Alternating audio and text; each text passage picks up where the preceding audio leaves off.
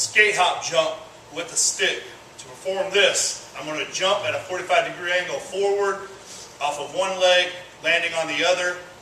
Again, in a good athletic position, bend my knee, sink my hip, chest and eyes are straight up, and then I'm going to jump from that leg back to my first leg, always jumping forward at a 45-degree angle for however many the required reps is for the set.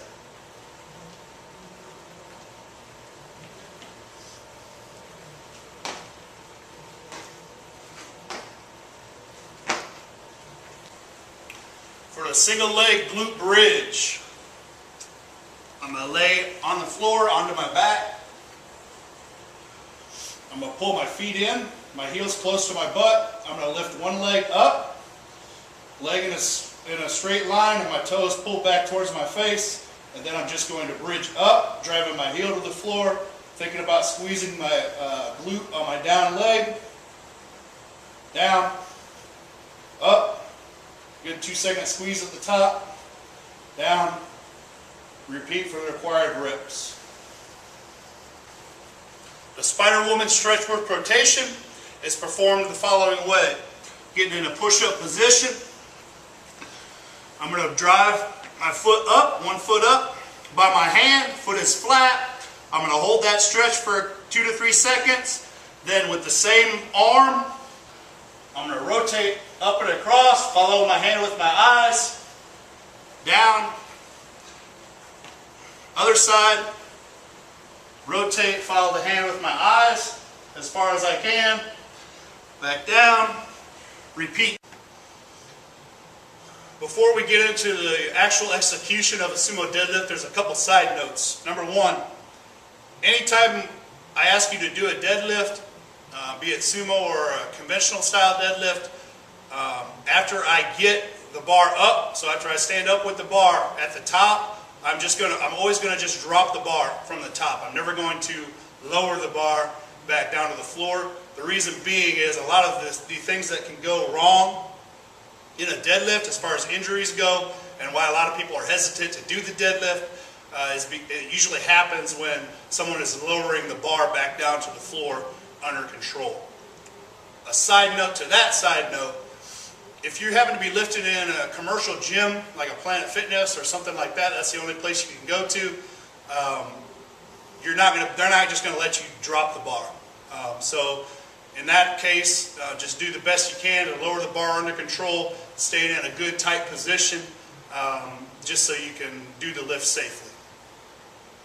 So to set up for the sumo deadlift, I'm going to approach the bar until my shins are directly against the bar. My toes are out, my feet are slightly wider than shoulder width.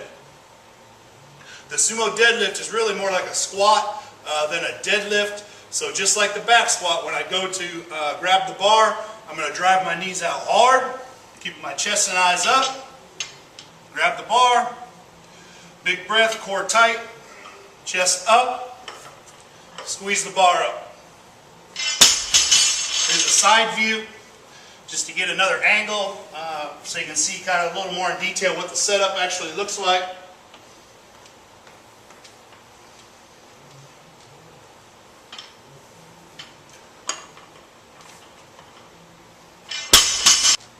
To perform a barbell RDL, I'm going to set the catches in the power rack down so that I can just set the bar on top of the catches and then just pick the bar up from the rack, as opposed to having the weight on the floor and then having to bend all the way over and pick the weight up from the floor. So a little safer. To perform the barbell RDL, I'm going to approach the bar, take a shoulder width grip on the barbell, pick it up.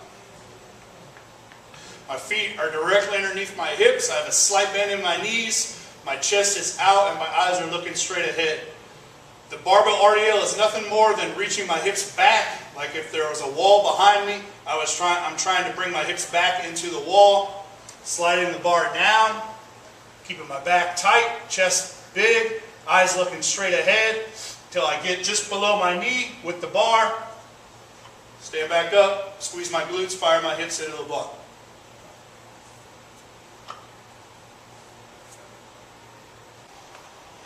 For the chest supported dumbbell row, I'm going to take a flat bench. I'm going to adjust it So that's at about a 30-degree angle, incline. I'm going to get onto the bench, face down. My body stays in a straight line. My chest is hanging off the end of the bench. I'm going to grab the dumbbells, arm's length, up, squeeze the shoulder blades tight, all the way up, down, up, down.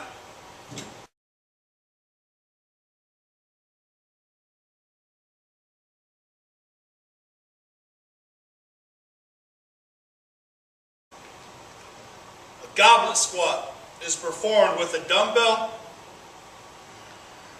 I'm going to pick the dumbbell up. I'm going to hold it just above my chin. Just right up against my chest, under my chin, just like so. My feet are going to be in the same position as when we did the back squat, so a little wider than shoulder width, toes pointed out slightly. The movement is the same as the back squat. I'm going to drop my hips down, driving my knees out hard, femur parallel to the floor, come up.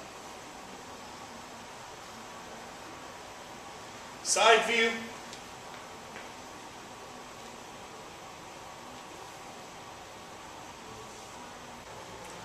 To do a push-up, I'm going to get down on the floor.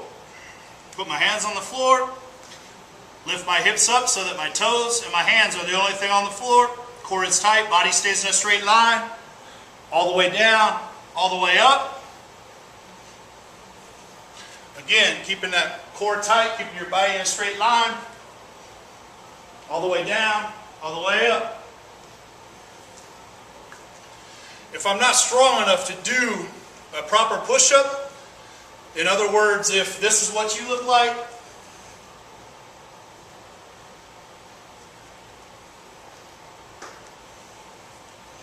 I don't want you doing that. That's not a proper push-up. You're going to get yourself hurt if you do stuff like that. A couple things you can do, a couple regressions that you can do in order to get strong enough to eventually be able to do a proper push-up are the first part, start from the ground and go bottom up. So I'm on the ground, put my hands on the floor, brace my core tight, press myself up, down, core tight, press myself up. After I do that and I get good at that, the next progression would be starting from the top, lowering myself under control, resting my chest on the floor, bracing my core, and then pressing up. That will be progression 2.